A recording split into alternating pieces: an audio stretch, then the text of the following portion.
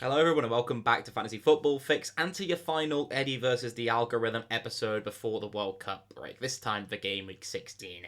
The series where we put together the computer-generated algorithm team that's predicted by the Fantasy Football Fix algorithm to score the most points for each game week of the FPL season, and then I put together my own hypothetical free hit team and we see for each game week who can score the most points. In Game Week 15, I actually came out on top. Ben Rama came through with a goal. We had James Maddison who did well. Trippier too, Trossard chipped in as well. So we had some decent showings. De Bruyne captain helped out also. So really, my team was pretty good for a team that didn't have access to the early team news and won't again for Game Week 16. I thought I did pretty well. So let's get into having a look then at the computer-generated team for Game Week 16 that the AI has predicted to score the most points.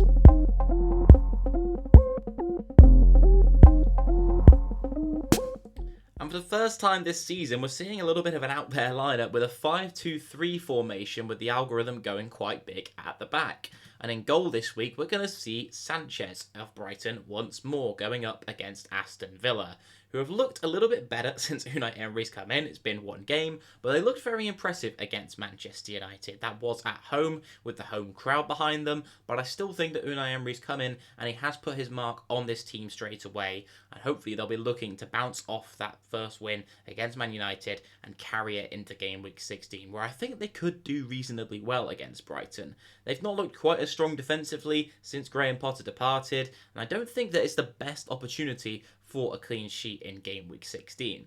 I much prefer going with a defence like Liverpool or maybe even Arsenal, I think, is a stronger option. If you're looking to bring in a goalkeeper this week, I think Ramsdale's the man to go for. Spoilers for who's going to be in my team, but I did just want to mention that. When we're looking at one-week transfers, goalkeepers aren't the best area to target anyway, unless you've got the luxury of having no other problems and you've got someone like Nick Pope, who you'd rather go across to someone who's got a better chance of a clean sheet, you'd say, this week. But Sanchez wouldn't be my pick, but it's interesting that the computer's gone for him. The algorithm seems to be pretty decent for clean sheets, and it's done very well and proven me wrong on a number of occasions if you've been following along this season. But we'll see who the other defensive options the algorithm is backing now. And we've seen a few big premium picks in Cancelo and Robertson.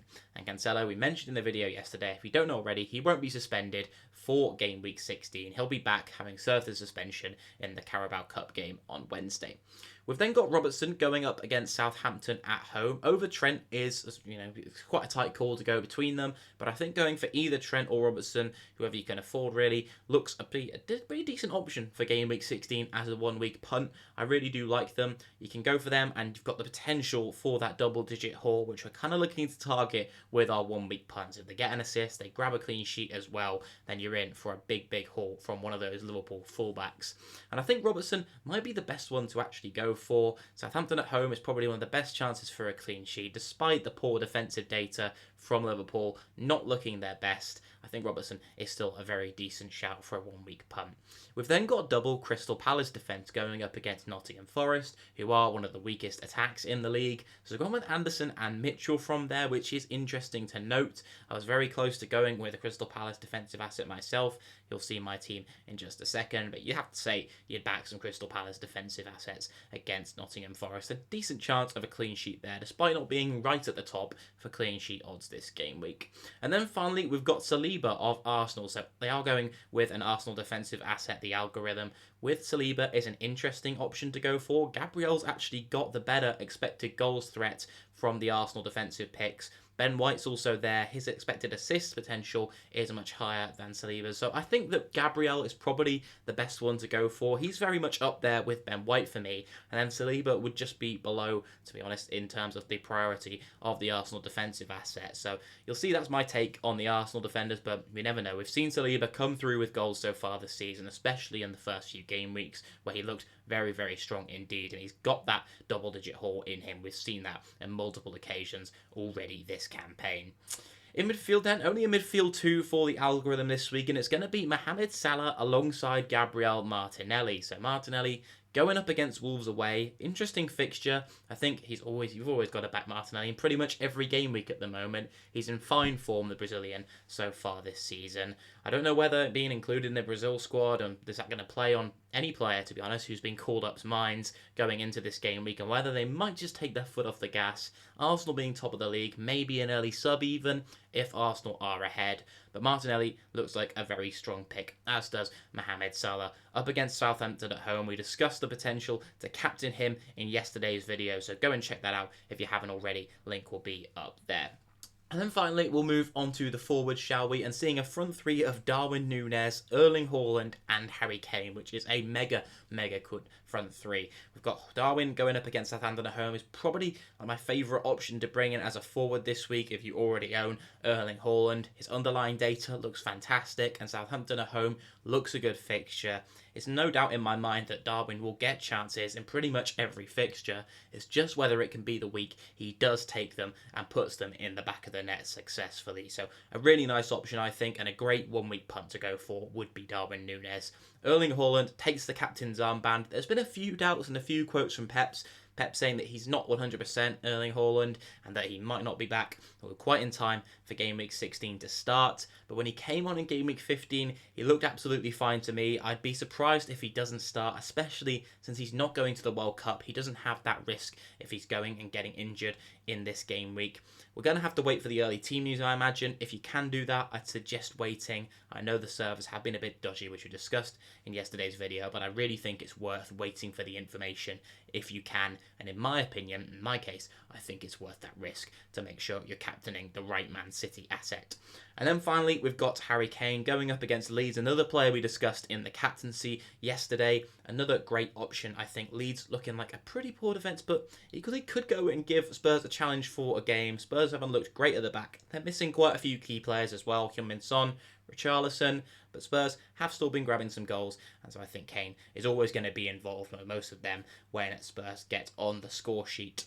Finally then, on the bench this week, to give the predicted points total of 71, we've got Andreas, Bailey and De Silva there for cover if need be. Andreas and Bailey don't look like two bad options at all. I know they've not got the strongest fixtures on paper, but we mentioned the form that Aston Villa are in, and also Andreas can get anything against any side at the moment. United haven't looked very good on the road in that game against Aston Villa. They looked quite poor defensively at patches in the game, and so Andreas has been in very good form recently. Could well grab something against the Red Devils when I imagine he'll be on most people's benches for another game week. So we'll move into then having a look at my team and how this compares to the algorithm's 71 predicted points for this week. I'm on a 65 predicted points total, and these are some of the changes that I've made.